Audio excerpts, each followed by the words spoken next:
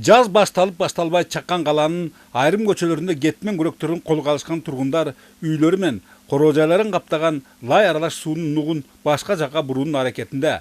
Эгер Нарыншандагы үйлөрдүн басымдуу бөлүгү кар эргенинде жана жамгыр жааганда сел, кыян жүрүп кетүү коркунучу сакталуу 82 коктунун этегинде экендигин көзгө түшсөк, алдын алуу чараларын койчунун кызы Коңурбү сыяктуу кой келгенинде эмес, азыртан көрүү зарылдыгы корч. Нарын шаарында 82 кокту бар. Ошонун 17-си кооптуу да, аябай кооптусу. Андан сыртка таш колоосу бар, анан эрозия бар. Нарын дарыясы. Эми ошонун баарына үлгүрүп жасап, баягы алдын ала иштерди жасайбыз. Анан азыркы учурда буйруктар чыгып атат. Бүт жарандык коргоонун кызматтары, анан чарбалык объектилер бар. Ошолор менен иш алып барабыз. Ана мозер бөксө болчу, ана мозерден таспады эле мозер.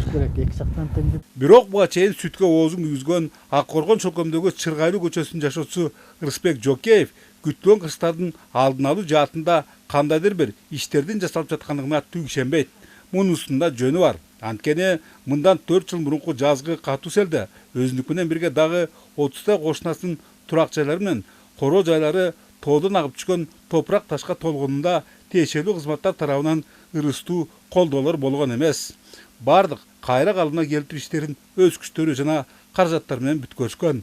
Быйыл да кар калың түшүп койгондуктан саналары санга, ойлору оңго бөлүнүүдө. Комиссиялар келип атты, текшерип, бир жардам болгон жок. Арт жагын оюп кетти эле суу. Аңырайтып, ошол жерде битке көтөрүп алганга 5 авион бергиле деп. Ошо 5 авионду бир айдан кийин чукап жүрүп араң алдым. Жана авион деп кеткен тор ичине таш тисип ошол жакты көтөрүп чыктым да. Мына быйыл да кар калың да, чочуткан жок. Сарсана болуп тура, суу келип атат эми бирок. Тилекке каршы каражаттын өп чаптыгынан жаратылыштын ар кандай күтүүсүздүгүнө каршы туруу үчүн жергиликтүү бюджеттен 1 жылга болгону 200 000 сом гана каралат. Калыстык иретинде кезегинде селден жана кыяндан коргонуу дамбасы казылгандыгын белгилейле. Бирок андан бери бир топ мезгил өткөндүктөн ал кайрадан толуп, оңдоп түзүүгө муктаж. Ал эми алигиче ушул маанилүү курулмадан жана анын тегерегиндеги элден кабар алып коюу өзгөчө кырдаалдар адистеринин да кала жетекчилигинде түштөрүнө кире элек. Дамбаны салып кетти, андан ичиңе бар элек. Мен да ошо барып неме кылсамбы деген ошол жака деген. Кошунамды мана ушу кошунамды эстип алып, мозер жок дегенде кичине цемент менен ки жолдун жегине койгон чоң бордюрлар бар эмеспи? Ошол жеуда жийилип жатат. Эч эмес жок эле, билбейм анысын.